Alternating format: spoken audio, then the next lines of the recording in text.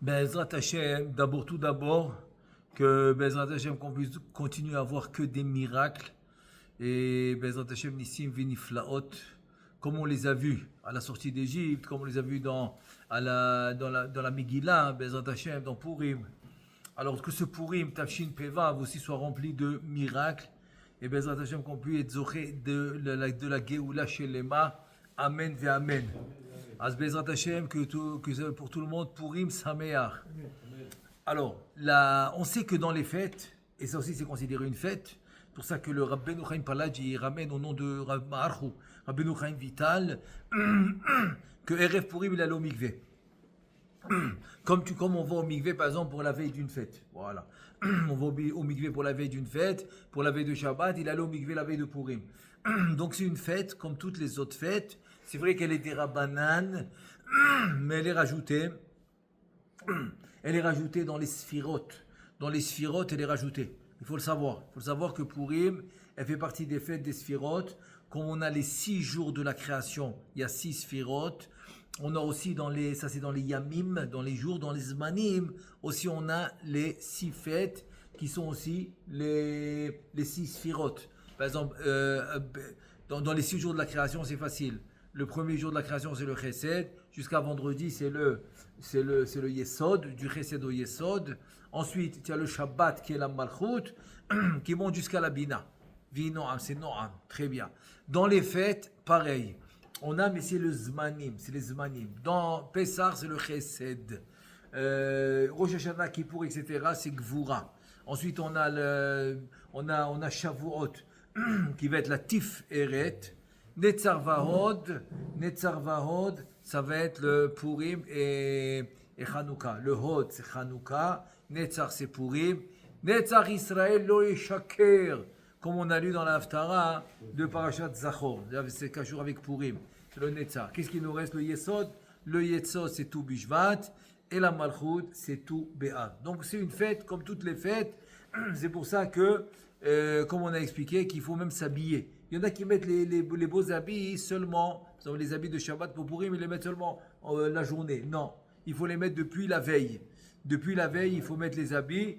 C'est-à-dire que pour le monde entier qui lise le 14, c'est-à-dire ce soir, c'est-à-dire avant qu'ils viennent pour faire Mincha Arvit, ensuite la Megillah, Motsae, la fin du jeûne. Et pour nous, ça va être mardi. C'est Moukafim, ça s'appelle Moukafim, ça va être mardi après-midi. Voilà.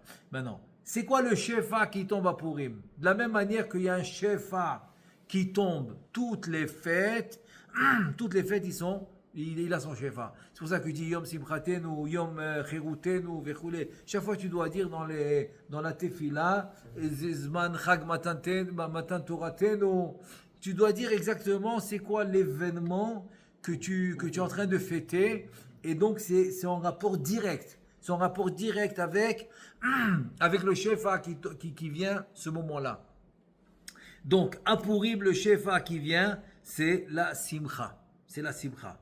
V'kol she'adam sameach simcha gedola yoter bechag HaPurim, plus il va être sameach à Purim, car il ma'asher lo Shefa shel Simcha, donc il aura la Simcha toute sa vie.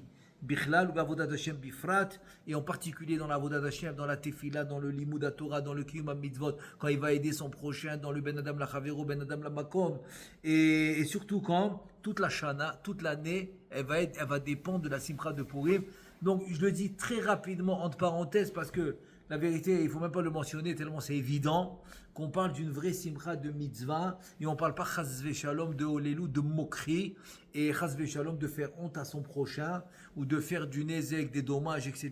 parce qu'il est saoul. Pas du tout. Donc je le dis rapidement parce que c'est quelque chose d'évident. D'évident qu'on ne parle pas de chas v'shalom faire des bêtises parce qu'il est saoul.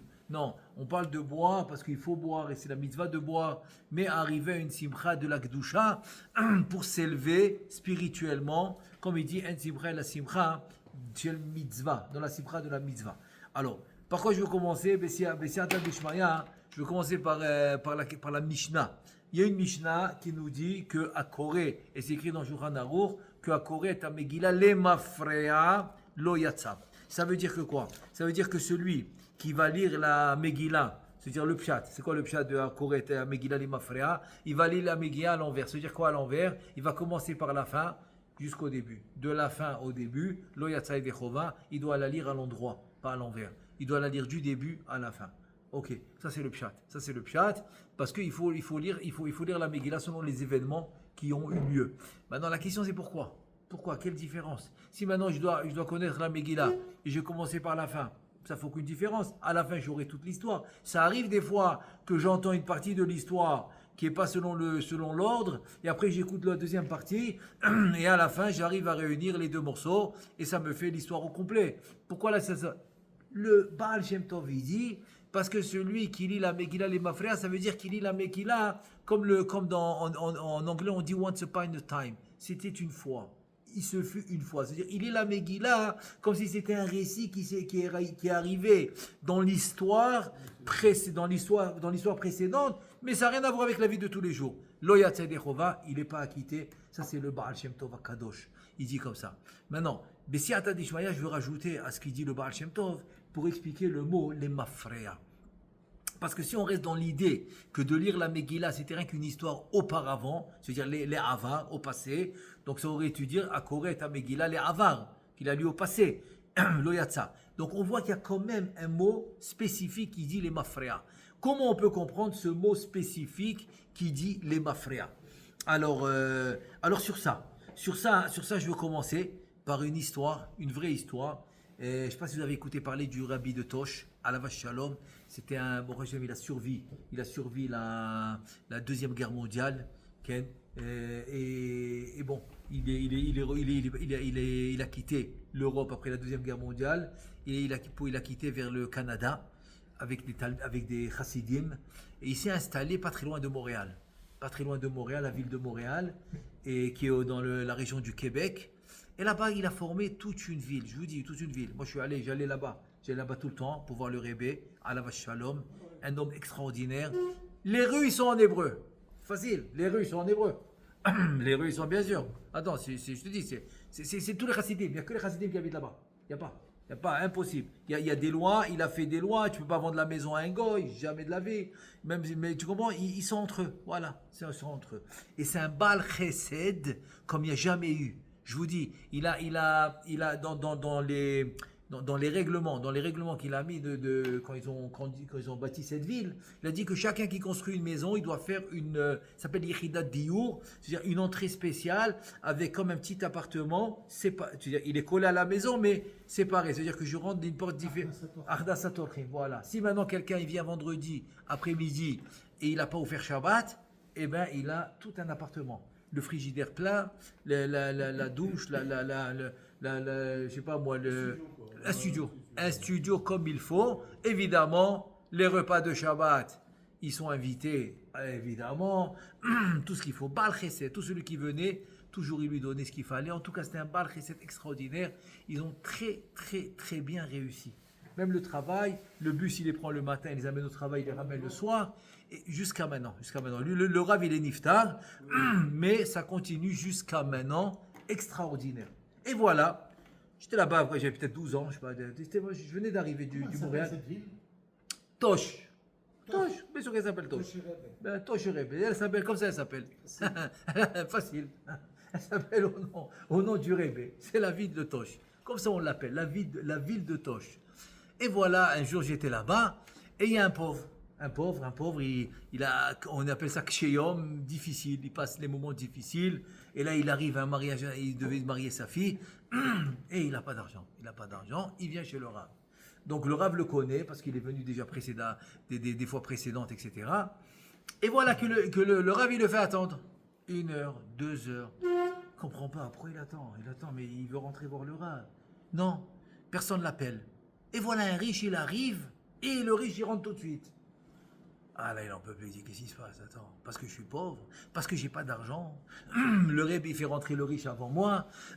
Pourquoi c'est comme ça? Il me connaît, qu'est-ce qu'il y a? J'ai pas compris. Ok. Alors nous, tu vois, il parle un peu fort, donc tu entends. Tu comprends un peu le mécontentement qu'il avait. Très bien. Le riche, il finit, il sort de là-bas. Qu'est-ce qu'il fait le Rebbe? Il demande à son chamage d'appeler le pauvre. Il le connaissait, appelle-le. Il rentre, Et il lui raconte, écoute, ma fille doit marier. Tout de suite, le Rebbe, il a une enveloppe sur la table. Il lui passe l'enveloppe. Il lui dit, bracha v'atzlacha. Il est content. Elle avait l'air bien remplie l'enveloppe. Il sort. Et voilà qu'en sortant, il rencontre le riche qui était à l'intérieur. Non, avant de sortir, tellement ça lui a fait mal, on va dire cette injustice, qu'il a dit au rabbi, mais je comprends pas. Ok, je sais que je suis pauvre et lui il est riche, mais pourquoi me faire attendre tellement? Il a dit, écoute, tu es venu me voir, je savais que tu avais besoin de quelque chose. La caisse était vide. J'avais rien à te donner. Alors j'ai dit, attends, peut-être quelqu'un va venir. J'ai pas voulu te dire, j'ai rien, va-t'en. Non, j'ai attendu. Quand lui il est venu, il m'a posé l'enveloppe sur la table, je l'ai même pas ouverte. Je l'ai donnée direct. Ah, il a entendu ça, il dit, ouah, Mechila, excuse-moi, ouah, comment j'ai pu penser mal du Rebbe, merci. Il sort. Il rencontre le riche dehors. Il lui dit, est-ce que tu peux m'accompagner à Montréal? Je dois aller à la ville de Montréal. Il lui dit, avec plaisir, je vais là-bas, viens. Il s'assoit dans la voiture, il sort l'enveloppe, il commence à l'ouvrir. Le riche, il dit, attends, mais c'est mon enveloppe que j'ai donnée au Rebbe. Mais comment il ouvre l'enveloppe? Ça veut dire que le Rebbe n'a jamais ouvert l'enveloppe. Et le Rebbe lui a donné l'enveloppe, il comprend rien. Il lui dit, bouge pas, j'arrive. Je t'amène à Montréal, mais attends. J'ai besoin de régler un petit truc. Il lui a rien dit sur l'enveloppe au type, mais il est retourné sur le Rebbe. Il lui a dit, Rebbe, il y avait $20,000. Je vous parle de ça, facile, ça fait 40 ans.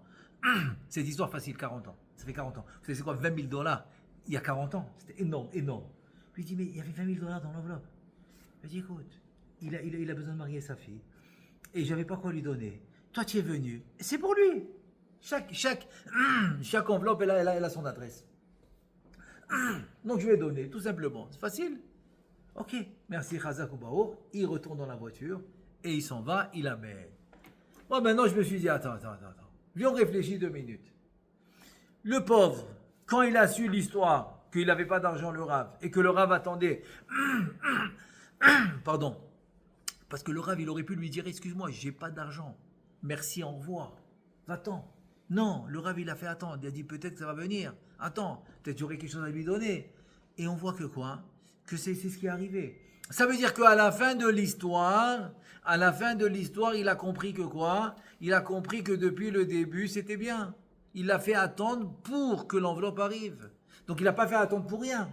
Donc c'est dire que ce que lui, le pauvre, il pensait qu'il l'a fait souffrir pour rien, alors que non, que la souffrance était justement parce que l'enveloppe devait arriver. Il y a une ishtadlout à faire, mais c'est ce que la Torah demande. C'est la klala de la Torah.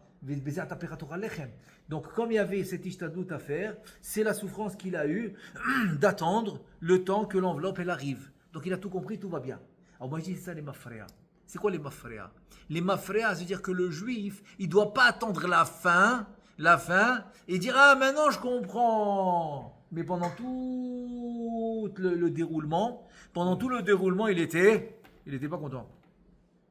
Ça c'est à Corée, à Megillah, les mafréas. Vas-y les mafréas, tu attends la fin pour reconnaître le début. Non monsieur, il n'est pas acquitté. Qu'est-ce que tu dois faire? Tu dois, pendant le déroulement, même s'il a l'air complètement tordu, il a l'air complètement à l'envers, et voilà, tout le déroulement, il est bien.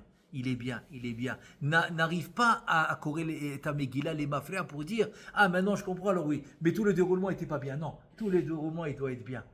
C'est pour ça que dans le psaume qu'on fait pendant les 40 jours, depuis le Rosh Chodesh Elul jusqu'à Kippour, il y a le passou là-bas, Loulé. Il y a le passou qui dit Loulé, Man Tilot Bituv Hashem. Az Loulé, c'est les mêmes lettres que Elul à l'envers. Alors il dit attends, si maintenant tu veux que me faire allusion que quoi? Que le mot Elul est dans le psaume, c'est pour ça qu'on le fait tout le mois d'Elul. Alors écris-moi Elul. Il dit non, pour te dire que même quand c'est à l'envers, ne crois pas que c'est à l'envers, c'est à l'endroit. Donc le mot Elul, il est à l'envers. Pour te dire que même quand tu crois que c'est à l'envers, c'est à l'endroit. Alors, Bessi Atadishmaya, je vais amener une preuve de ça dans la Megillah. Que par exemple chez les Goïm, chez les Goïm, c'est pas comme ça. Les Goïm, c'est le contraire. Ils attendent la fin, mais tout le déroulement, c'est pas du tout ça. Il n'y a pas de Emouna dans le déroulement. Comment on voit ça? On voit ça un truc incroyable. Donc, Achashverosh, il détestait les Juifs, on est d'accord. Pire que Haman. Tout le monde connaît le machal dans la Gemara qui dit qu'il y avait quelqu'un qui avait un tas un grand tas de sable on va dire, sur son jardin, et ça le dérangeait. Et un autre, il avait un trou, il n'avait pas de sable pour remplir le trou, il ne savait pas quoi faire. Alors un jour, il passe, il voit le tas de sable dans le jardin de l'autre. Il dit, écoute, est-ce que je peux t'acheter ça? J'ai besoin de remplir mon trou. Comment ça me l'acheter? Ça me dérange, rien que prends-le gratuit, rien que prends-le, enlève-le, j'ai personne qui me l'enlève, enlève-le. Il est content, il le prend, il remplit son trou. L'autre, il a maintenant son jardin propre, les deux, ils sont contents. Il dit, ça c'est le machin, c'est quoi le nimcha, c'est quoi la parabole? Viens, Aman, il lui dit, Aseret à la fille qui karkesef.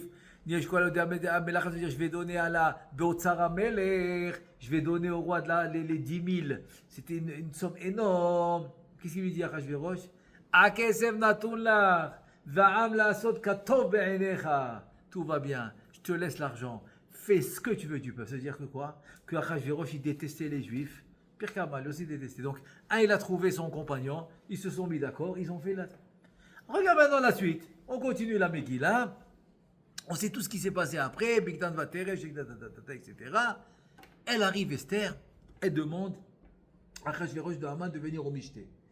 À Mashelater, Mabakashater, Atratia Malchut Ve'az, Vechoulé. Il lui dit non, viens le lendemain, parce qu'elle a vu que Haman était sa mère, elle a dit c'est pas le moment de dévoiler.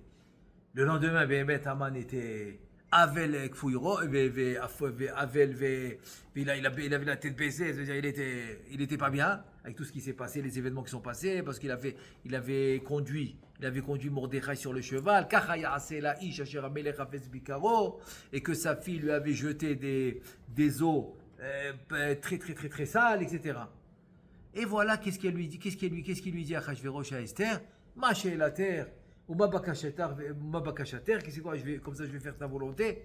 Qu'est-ce qu'il lui répond? Qu'est-ce qu'il lui répond, Esther? Nimkarnu ani ve'ame. On a été vendu. Qu'est-ce qu'il dit à Achashverosh? Miouze ve'ezeu. Asher melao libo la asotken. Attends, qu'est-ce que ça veut dire? C'est qui a fait ça? Mais c'est toi. C'est toi, Achashverosh, c'est toi. Comment il peut demander à Esther, c'est qui a fait ça?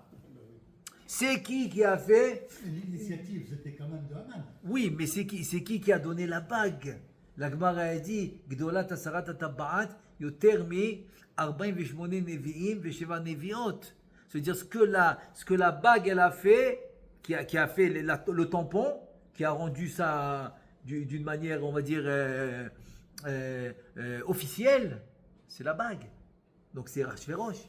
Si Achashverosh avait dit non, eh ben il n'y aurait rien eu. Donc c'est lui. Donc c'est qui a décidé, qui a rendu ça officiel de tuer le juif, c'est qui? C'est Achashverosh. Et qu'est-ce qu'il demande à Achashverosh à Esther? Mais c'est qui? C'est qui celui-là qui a eu l'audace de vouloir exterminer les juifs? C'est qui? Comment ça c'est qui? Mais c'est toi. Mais c'est toi. Et le Midrash il dit que Esther, elle a pointé à Achashverosh, elle a dit Ish tsar ve'oyev. C'est-à-dire, et vient un malach, il vient, il prend la main de Esther, il la met de l'autre côté, et elle dit Aman ara'azeh. Elle a compris le message, elle a dit c'est Aman. Mais au début, elle voulait pointer à Achashverosh. Mais c'est toi. Après, le malach, il vient, il pousse la main, il lui dit c'est Aman. Donc, qu'est-ce qui s'est passé? Après, il dit bon, allez, il faut prendre Aman, etc. Pourquoi Achashverosh il s'est renversé? Quoi, parce qu'il a marié Esther, alors il s'est renversé? Il détestait les juifs, maintenant il aime les juifs? Il dit Rabbi Yonatan Béché, pas du tout. C'est pas parce que maintenant il aime, il dit parce que José Bakochavim, c'était comme il dit le Sha'ar Kavanot, Ostrologos Gadol, Aman, etc. Ils avaient cette force. Ils avaient cette force de regarder dans les astres. Et il vient celui qui a regardé dans les astres, qu'est-ce qu'il dit à Achashverosh? Lui dit, tu sais, ton successeur, il va être un juif. Ouais, il était énervé, il a dit un juif, mon successeur, un juif? Pas possible. Mais maintenant que Esther, qu'est-ce qu'elle lui a dit? Ani ve'ami. Quoi, tu es juif? Ça veut dire que mon fils, il est juif. C'est-à-dire, mon successeur, c'est un juif, bien sûr, mais c'est mon fils. Elle, il a compris que c'est pas n'importe qui. Que ça va être son fils qui est un successeur. Donc c'est comme ça que finalement, il a dit à Amanel, prends-le celui-là. Mais qu'est-ce que tu vois de là? C'est quoi que j'amène comme preuve ici? Que chez les Goïm, chez Amalek, ils vivent le mafréa. C'est maintenant qu'il a su que quoi? Que Esther, c'est une juive. Donc son fils, c'est un juif. Donc ce qu'ils lui ont dit, ceux qui regardent dans les astres, ce qu'ils lui ont dit que quoi? Que le successeur va être un juif, tout est clair. C'est le fils de Esther, son fils à lui. Donc son fils, c'est lui le prochain roi. Donc tout est clair. Alors eux, ils vivent les mafréas. Maintenant que c'est comme ça, allez, pendez Aman. Je vous montre un exemple clair, que eux, ils vivent le mafréa. C'est à la fin qu'ils comprennent, alors ils agissent selon ce qu'ils comprennent. Mais pas pendant. Pas pendant que la situation a l'air à l'envers. Et c'est exactement ce qui nous dit la Mishnah. À Koret, à Megillah, les mafréa, mazé les mafréa, quand tu vas la lire à l'envers, lo yatzai dechova. Tu n'es pas yotzei dechova. Ça veut dire que quoi? Ça veut dire que la Megillah, pourquoi tu n'es pas acquitté? Parce que la Megillah, tu dois la vivre quotidiennement. C'est quoi quotidiennement? Même quand tu penses que tout est à l'envers, même quand tu penses que ça va contre le système, même quand tu penses que ça va contre. Mais tu sais que tu fais la bonne chose, puisque c'est Hachem qui te l'a demandé. Si Hachem te demande de le faire, et toute la société elle te dit, mais c'est faux ce que tu fais. C'est faux, mais tu es un fou. C'est-à-dire tout le monde t'appelle un fou, parce que la société elle dit que tu es un fou. Mais la Torah elle te dit, mais c'est ça qu'il faut faire. Et tu le fais quand même, alors Yatsa et Dechova. Yatsa et Dechova. Tiotse et Dechova. Et c'est pour ça que j'ai raconté une histoire extraordinaire dans le... J'ai connu, ça se fait des années, aux États-Unis, je me rappelle, il y avait une famille modeste, on va dire massortie, c'est-à-dire traditionnaliste. Et bon, ils n'avaient pas trop les moyens. Les parents n'étaient pas très bonne santé, ils n'avaient pas trop les moyens, mais ils se sont battus vraiment pour payer l'étude à leur fille, qui était à l'université, qui voulait avoir un diplôme de gestion, etc., dans les finances, dans les affaires. Elle voulait un gros diplôme, donc ils se sont battus, ils lui ont payé le diplôme, etc. Et voilà, après des années de labeur, finalement, elle obtient un entretien avec une compagnie, une très grosse compagnie, qu'elle attendait là-bas, etc. Elle a eu l'entretien. Alors, c'est, on va dire, demain à 9h. Un exemple. Le matin, elle prend le métro, elle prend le tramway, c'est à New York. Cette histoire se passe à New York. Et elle vient pour prendre le métro. Qu'est-ce qu'il y a là-bas? Elle voit un homme âgé, par terre, qui est tombé et qui a besoin d'aide. Et personne ne s'arrête. Sa conscience ne la laisse pas. Attends, Akadosh Baruch Hu, il a dit, tu dois aider. Même si maintenant elle ne sait pas que c'est un juif, par exemple. Elle ne sait pas encore que c'est un juif. Ah ouais, mais Darki Shalom, en tout cas, il y a tout un... Elle décide de s'arrêter. Ben, si elle est en retard le premier jour à l'entretien, le premier jour, c'est catastrophe. Elle décide de s'arrêter. Elle demande comment ça va, elle appelle l'ambulance. Elle ne le quitte pas jusqu'à qu'il est entre des bonnes mains. Jusqu'à que les ambulanciers ils le prennent, que tout va bien.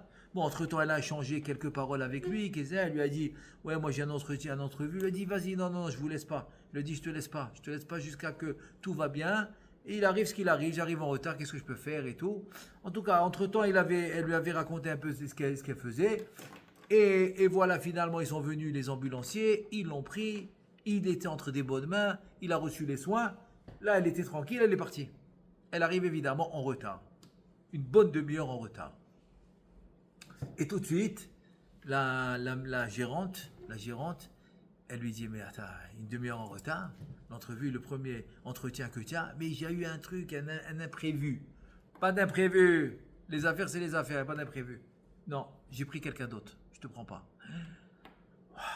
Attends, tu sais comme elle attendait des années jusqu'à qu'elle a travaillé. Tu comprends, maintenant c'est pas la porte à côté, tu trouves un autre emploi comme ça. C'est pas serveur dans un restaurant. Ce restaurant, il veut pas, tu prends un autre restaurant, tu es serveur. Là, c'est un gros poste. Elle retourne, elle a la tête basse, qu'est-ce que je peux faire? Mais elle a dit, elle n'a jamais regretté. Après, quand on lui a parlé, quand vous allez écouter la suite de l'histoire, on lui a demandé, mais est-ce que tu as jamais regretté? Elle a fait la bonne chose.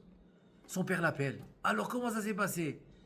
Elle va lui raconter au téléphone. Ok, j'arrive à la maison, je vais te raconter. Et en tout cas, elle était truc. Elle ne savait pas quoi faire. 2-3 jours plus tard, elle reçoit un appel. C'était l'adjoint du patron de l'endroit où elle voulait se faire embaucher. L'adjoint du patron. Il lui dit, il y a le patron, il veut absolument te rencontrer, il a ton CV. Elle ne comprend pas comment il a mon CV. Il a ton CV, il a tout, il veut te rencontrer demain matin à 9h. Elle ne comprend rien, mais elle dit, mais je viens. Il veut me rencontrer, je viens. Mais elle ne comprend rien, c'est pas ce qui se passe. Elle arrive au bureau, qui elle voit?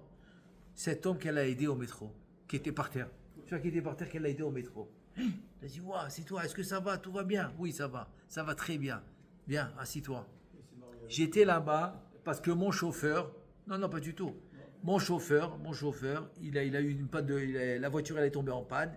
Donc j'ai dit je vais prendre le métro comme tout le monde, je vais voir qu'est-ce que c'est de vivre comme tout le monde.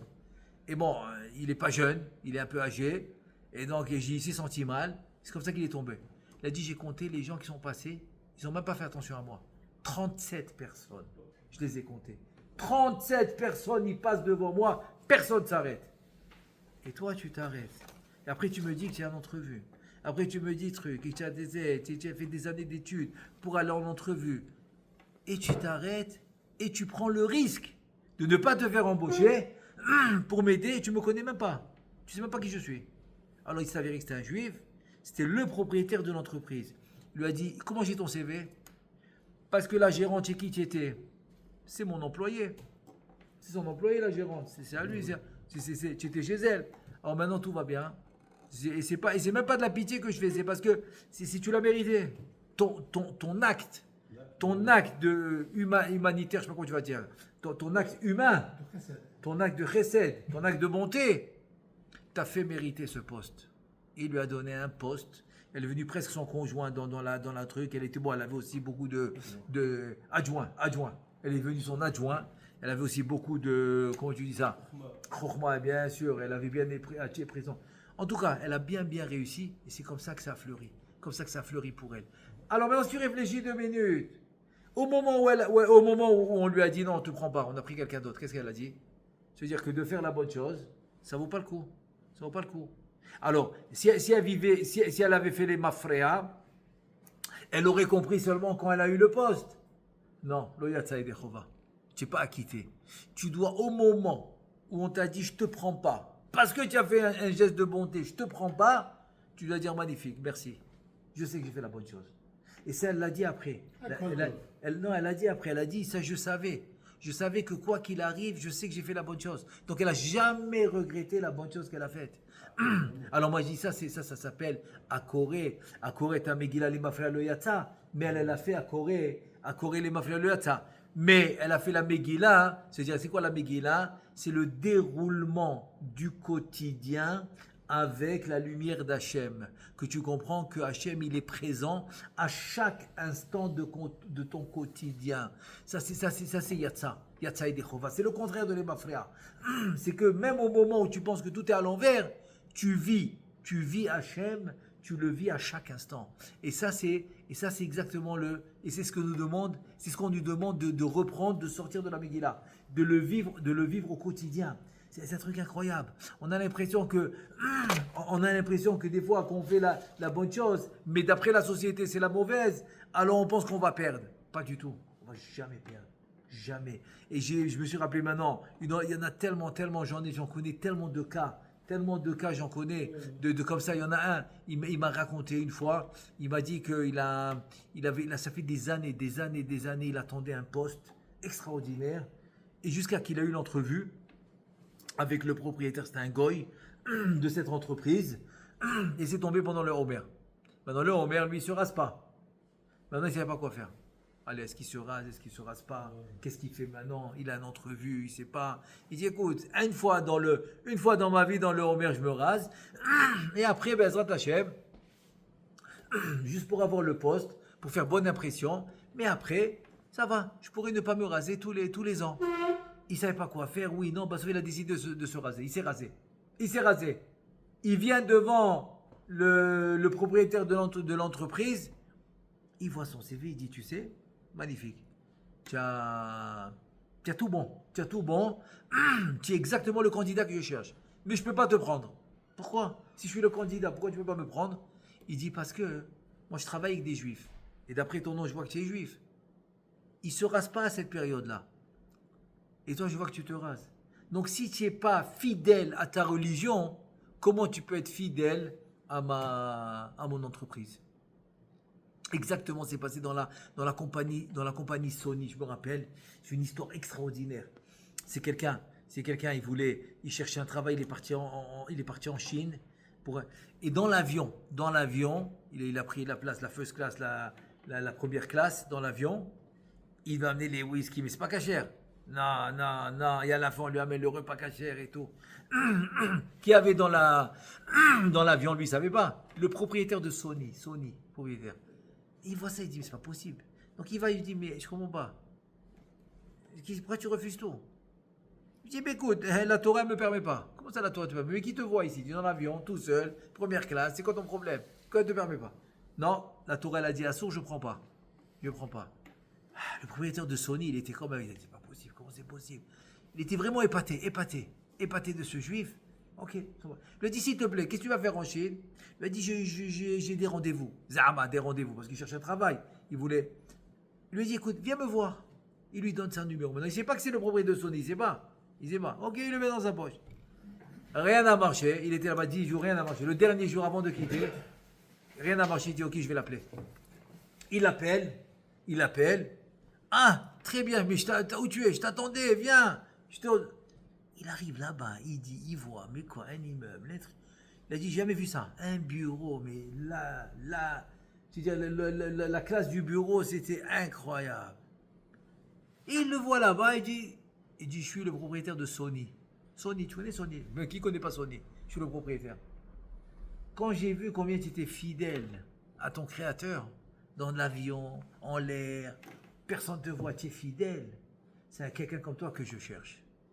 Il lui a donné un poste extraordinaire. Extraordinaire, je ne te raconte pas. Il a dit, parce que c'est ça que je veux quelqu'un de fidèle.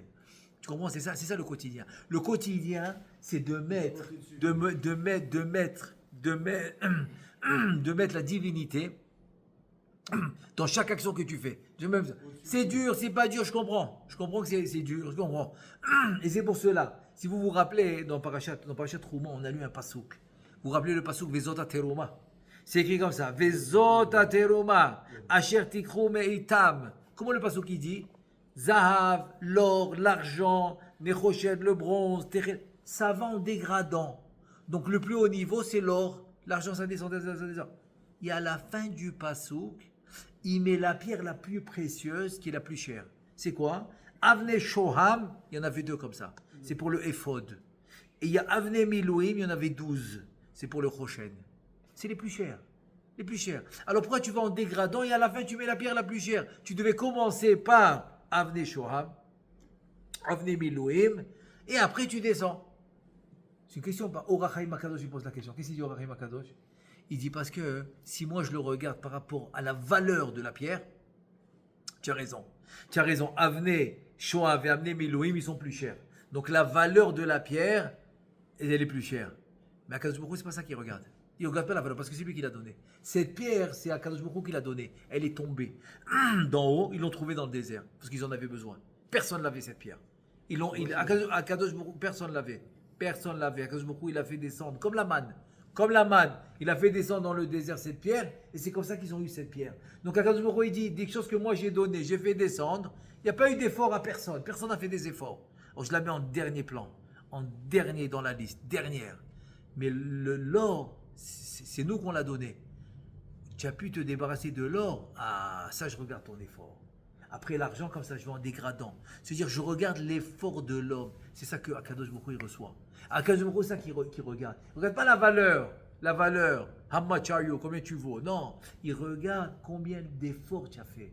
Comme il dit le Arizal sur Moshe Rabbeinu, Bisrout Ma'asa Va'atzomim, par ses efforts extraordinaires. C'est-à-dire en 2 mots, qu'est-ce que Akadosh Baruch Hu il veut? Il veut voir ton effort. Et c'est quoi ton effort? Il n'est pas compliqué.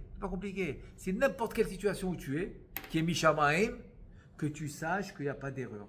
Voilà, pas d'erreur. Ah, j'aurais pu. Aïe, mince. Aïe, paf. Ah, il est énervé contre celui-là parce que regarde ce qu'il m'a fait. Tout ça, ça doit tomber à l'eau. Parce que c'est pas lui. C'est pas lui. C'est seulement une seule adresse. C'est Akadosh Baruch Hu qui a tout fait. C'est ça l'effort que tu dois faire. C'est la seule effort. Parce que tout le reste, qu'est-ce que tu fais? C'est quoi l'effort? Tu n'as rien à faire. Tu vas au travail de toute manière. Tu fais ce que tu fais de toute manière, tu dois le faire. Tu vas à la synagogue, tu le fais. L'effort que tu dois faire, c'est quand quelque chose se passe dans ta journée, si quelque chose y se passe, que tu saches qu'il y a une seule adresse. C'est qui l'adresse? C'est le divin. Personne d'autre. Ça, c'est la Megillah. Yatsaï Dechova. Oh, des épreuves. Et qu'est-ce qu'il dit au Rachaim Akadosh? Au Rachaim Akadosh, il dit Sama Deisure. C'est quoi Sama? Sama, c'est la troufa, c'est le remède. Le remède, c'est quoi le remède des épreuves? Il dit au Rachaim Akadosh Sama Deisure. Tu veux que je donne le remède des épreuves? Je vais te donner le remède. C'est quoi le remède? Kaboule. T'es kabel et accepte-le. Accepte-le. Voilà, accepte-le, Bessimcha, c'est tout. C'est tout. C'est le remède. C'est le remède. Attends, c'est Rachaim Akadosh. Il dit le remède des épreuves, c'est que tu les acceptes, Bessimcha. Voilà, c'est le remède, c'est tout. C'est tout ce qu'on te demande. Qu'est-ce qu'on te demande? D'accepter. Tu acceptes les épreuves. C'est le Et une remède. fois qu'il a accepté, C'est le remède. il est guéri. Il est guéri. Chazakovaro, tu es guéri. Tu es guéri. Pourquoi tu es guéri? Tu sais pourquoi tu es guéri? Parce que tu t'es annulé. Dès que tu t'es annulé, la lumière est rentrée en toi. C'est ce qu'il veut Hachem. C'est ce qu'il veut Hachem. Si je te demande le Zohar HaKadosh, il réunit ça en une phrase. Si je te demande maintenant la question, c'est quoi le but de l'homme dans ce monde? En 3-4 mots. 3-4 mots. Le Zohar HaKadosh, il réunit, il te résume ça. C'est quoi le but? Pourquoi tu as créé tout ça? Il dit, j'ai créé le ciel, la terre, les galaxies, les planètes, j'ai créé tout, j'ai créé les mondes. Tu n'as aucune idée combien de mondes il y a. Ad Enket, il dit le Marfou. Tu ne peux même pas les compter. Tout ça, j'ai créé pour qui? Pour l'homme. Et qu'est-ce que tu attends de moi? Tu m'as créé, qu'est-ce que tu attends de moi? Le Zohar HaKadosh, il dit une chose. Une chose, c'est tout ce qu'il dit. Tout le but de tout ça, c'est quoi? Sois un clé pour recevoir les lumières que je veux te donner. Facile. Sois un clé pour recevoir les lumières que je veux te donner. Parce que les Hétives, ils veulent que donner. Kadosh Baruch Hu, il veut donner. Donc c'est quoi le problème? Le problème, c'est que nous, on ferme la porte. C'est nous qu'on bloque. Ne bloque pas, c'est tout ce que je te demandais. Le Zohar, il résume ça en deux mots. Ne bloque pas. Arrête de bloquer. Je veux te donner les lumières, tu bloques. Ne le bloque pas. Laisse-moi te donner les lumières. Laisse-moi l'ashpi alecha shefa. Tu comprends? Comme il dit le Mishnah Berurah, il dit par exemple, il y a des sgoulottes. Tu fais des tiatés avec beaucoup d'eau, tu deviens hachir. Mais tu vois bien, tu fais beaucoup d'eau, il n'y a pas d'hachirut. Il dit parce que c'est les avérotes. C'est les avérotes qui empêchent la sgoula de marcher. Mais la sgoula, elle marche. Mais les avérotes, ils empêchent des fois la sgoula de marcher. Donc qu'est-ce que je te demande de faire en 2 mots? Kaboulé, accepte. Tu acceptes les Issourim. Tu dis c'est Hachem, et bien c'est fini. Combien de fois il y en a, ils n'avaient pas d'enfants, ils ont fait tous les traitements. Et à la fin, quand ils sont arrivés, ils étaient à bout. Ils ont dit ça, c'est fini. Il n'y a que Hachem. Ils ont eu un enfant. Combien j'en connais comme ça? Après des années de traitement qu'ils ont payé, des voyages, des médecins, des trucs. Qu'est-ce qu'ils n'ont pas fait? Mais dès qu'ils sont arrivés à la conclusion que c'est fini, personne ne peut les aider à part Hachem, eh bien c'est arrivé. Voilà. C'est ça le remède. Le remède des Issourim, c'est un mot. Kaboulé, tekabel, accepte, c'est tout. Dès que tu les as acceptés, c'est bon. Alors c'est le contraire de l'Emafréa. Ne lis pas la Megillah l'Emafréa. Lis-la Yachar. C'est quoi Yachar? Kaboulé. Je me kabel, j'accepte. Yatsa Edechova. Ah, là tu es Edechova et la lumière elle rentre. C'est bon, la lumière elle est là maintenant. C'est bon, elle est là. Parce que la lumière elle peut rentrer que si tu la laisses rentrer. Hachem tzilcha Hachem yeminecha. Hachem il est c'est quoi ton tsel? Hachem il est ton ombre. C'est quoi ton ombre? Il prend la place que tu lui laisses. Hachem ne peut pas prendre plus de place que tu lui laisses. C'est pas possible. Tu comprends pas? Alors plus tu lui fais de la place et plus il est dedans. C'est pour ça que dans le Yortzeit de Moshe Rabbeinu, il n'y a pas son nom dans la paracha. Tu n'as pas trouvé une autre paracha d'enlever son nom. Ok, Mechenina misifrecha shekatavta, il a dit Moshe, efface-moi de ton livre. Ok, je t'enlève d'une paracha. Depuis qu'il est né jusqu'à la fin, il dit le Baal HaTurim, il n'y a presque pas de paracha sans son nom. Ok, alors choisis une autre paracha. Pourquoi tu as choisi la paracha de son Yortzeit? Attends, a priori, je suis d'accord, enlève-le d'une paracha. Mais pourquoi son Yortzeit? C'est une question que j'avais pendant des années. Je ne comprenais pas. Tout le temps, Ve'ata Tetzavé, il n'y a pas son nom, Yortzeit de Moshe Rabbeinu. Tout le temps. Ve'ata Tetzavé, il n'y a pas son nom, Yortzeit de Moshe Rabbeinu. Attends, je ne comprends pas. Attends, choisis une autre paracha. Il ne manque pas des parachiotes, il y en a, gagne. Il y a 53 parachiotes. C'est quoi le problème? C'est la réponse. La réponse, c'est qu'il vient nous enseigner. La Torah nous enseigne. C'est que toute la louange de Moshe, c'est quoi la louange de Moshe? Qu'il a su s'effacer. Donc en enlevant son nom, je comprends sa louange. C'est parce que quand je ne mets pas son nom, c'est qu'Aviachol, je l'efface. Mais en fait, c'est pas que je l'efface, au contraire. Comment je peux mettre en relief la louange de Moshe? C'est quand je n'ai pas mis son nom. Ça insinue à quoi? C'est une allusion à te dire que parce qu'il s'est effacé, il a mérité les louanges d'Akadosh Baruch Hu. Parce que le mot Ve'ata, c'est une louange d'Akadosh Baruch Hu. Ve'ata mechaye et kulam. Comme il dit Nehemia Navi. Nehemia Navi dit Ve'ata mechaye et kulam. C'est toi qui... Donc le Ve'ata d'Akadosh Baruch Hu, il le donne à Moshe. Ve'ata tetzaveh. Et le Ne'eman, c'est Akadosh Baruch Hu. Ne'eman ata la'hayot betim. C'est Akadosh Baruch Hu. Le Ne'eman, Akadosh Baruch Hu le donne à Moshe. Ne'eman beti. Donc les louanges d'Hachem, Akadosh Baruch Hu les donne. Les louanges d'Akadosh Baruch Hu, il les donne à Moshe. Pourquoi? Parce que Moshe, il a su s'effacer. C'est pour ça que Davka, dans son Yortzeit, il n'y a pas son nom. Parce que c'est ça qui l'a rendu ce qu'il est. C'est de savoir s'effacer. C'est ça la Megillah Yachar. La Megillah Yachar, c'est de savoir s'effacer et de laisser la lumière divine rentrer, comme le Zohar il dit que c'est le but du monde dans l'homme. C'est ça le but. C'est ça le but du monde dans l'homme. Le but de l'homme dans le monde. Le but de l'homme dans le monde, c'est celui-là. C'est de savoir laisser la lumière rentrer. Et c'est ce qu'on attend. Parce qu'il dit, Moshe Rabbeinu, pourquoi il ne vient pas? On a 4 Géoulot.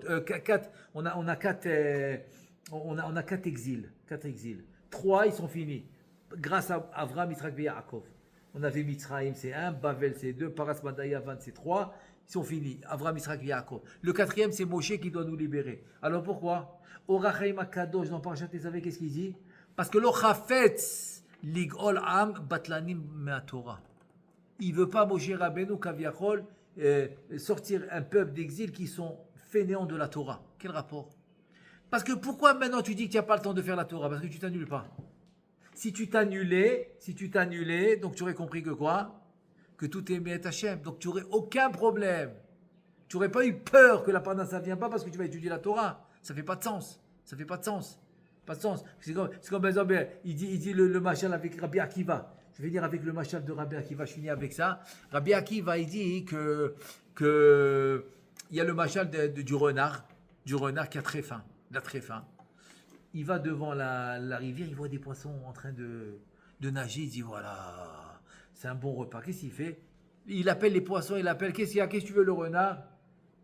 J'ai peur pour vous parce que j'ai vu un bateau avec des pêcheurs, ils ont préparé un filet, ils vont venir vous ramasser, j'ai peur pour vous. Sortez d'ici, je vais vous garder dans ma cabane. J'ai une cabane à côté.